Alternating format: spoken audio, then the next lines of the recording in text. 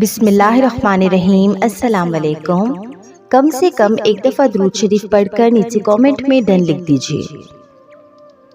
جب تم ہر نماز میں اپنی محبت کو اپنے نصیب میں مانگتے ہو اور اللہ سے یہ دعا کرتے ہو کہ یا اللہ پاک، جس کی محبت نے مجھے تجھ سے ملوایا اسے میرے نصیب میں لکھ دے، اسے میرا محرم بنا دے، تو میری محبت کی عظیم کہانی کو مکمل کر دے۔ اور جب تم سنتے ہو کہ اللہ نے دو لوگوں کی محبت کو مکمل کر دیا، اور تب تم تڑپ اٹھتے ہو اور تمہارا دل یہ کہنے لگتا ہے کہ یا اللہ، میرا بھی تو وہی خدا ہے جو ان کا ہے، یا اللہ اسے میرے نصیب میں لکھ دے جو میرے دل میں ہے۔ اے خدا، بس اتنا سا کرم کر دے کہ میری محبت سے میرا نکاح کر دے۔ پھر آپ اللہ سے کہتے ہیں کہ یا اللہ، اس انسان کے بعد ہی تو مجھے تہجد کی عادت ہوئی، ورنہ پہلے تو میں تہجد کے بارے میں جانتی تک نہیں تھی کہ تہجد کیا ہے، اس نماز کی کیا فضیلت ہے، اس نماز کی کیا کیا کرامات ہیں۔ پہلے تو میں اندھیرے سے بھی ڈرتی تھی۔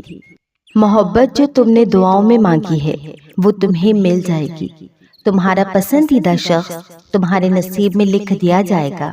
اللہ نے اگر تمہاری دعاؤں کا حصہ بنایا ہے اس سے، تو تمہارے مقدر بھی جوڑ دے گا۔ تمہیں لگ رہا ہے نا کہ یہ ناممکن ہے، پر اللہ کے لیے سب کچھ ممکن ہے۔ ممکن ہے کہ تمہاری چاہ تمہارے صبر کا سلاح بن کر تمہیں مل جائے۔ جس کے لیے تم اتنا انتظار کیے ہو، جس کا خیال ہمیشہ تمہارے دل و دماغ میں رہا ہے، وہ تمہارے مقدر کا حصہ بھی ضرور بنے گا۔ تمہارے نصیب کو بھی تمہاری چاہت کی طرف موڑ دیں گی۔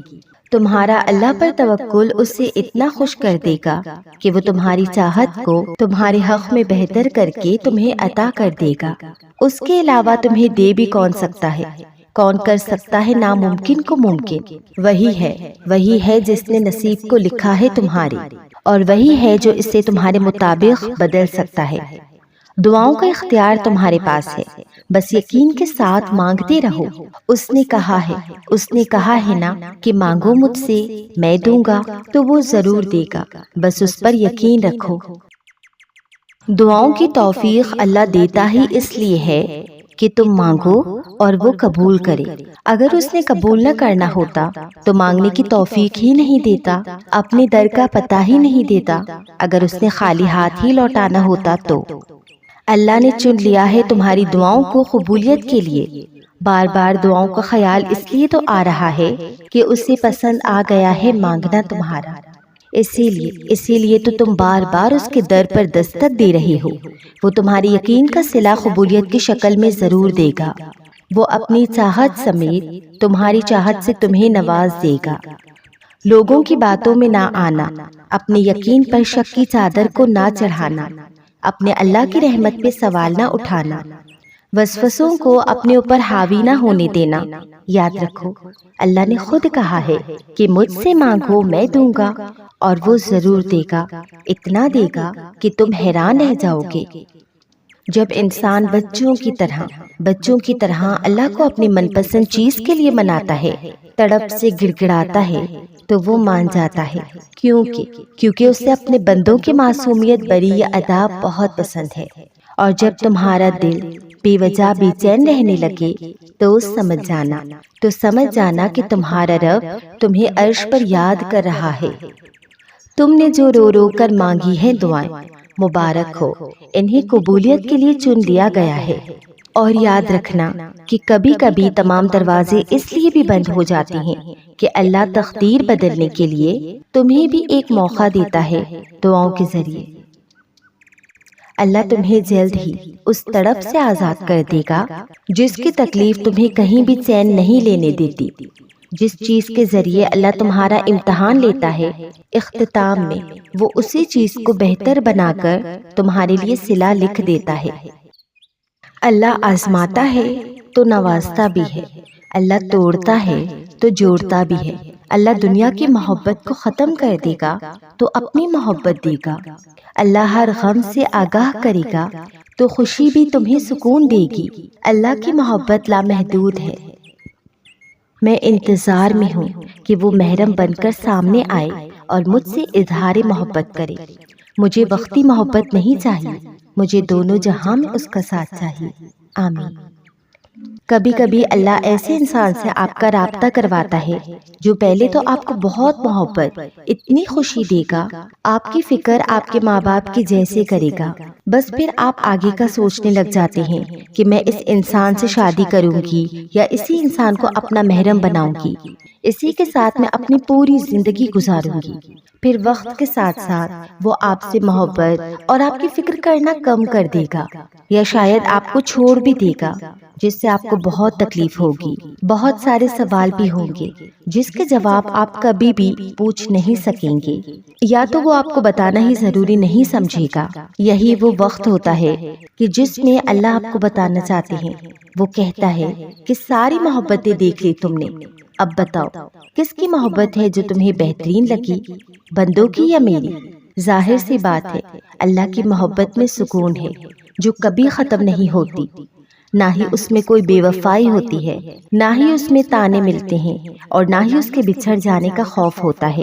اور بندوں کی محبت تو تکلیف دہ ہوتی ہے۔ کوشش کریں کہ اللہ سے اتنی محبت کریں کہ بندوں کے دھوکوں سے خود کو نہ کھو دیں۔ یاد رکھو اللہ الجبار ہے جو بگڑے ہوئے کاموں کو درست کرنے والا ہے۔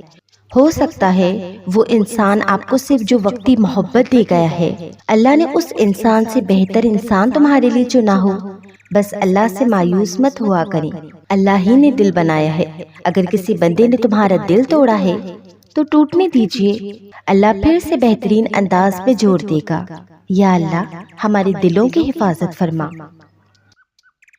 اور ایک دن ان ساری دعاؤں کے تمہیں جواب مل جائیں گے جو تم اللہ سے رات کی اندھیری میں مانگا کرتے ہو، کیونکہ ہر چیز کا ایک وقت مقرر ہے جو اللہ نے ہماری ہی بہتری کے لیے رکھا ہے۔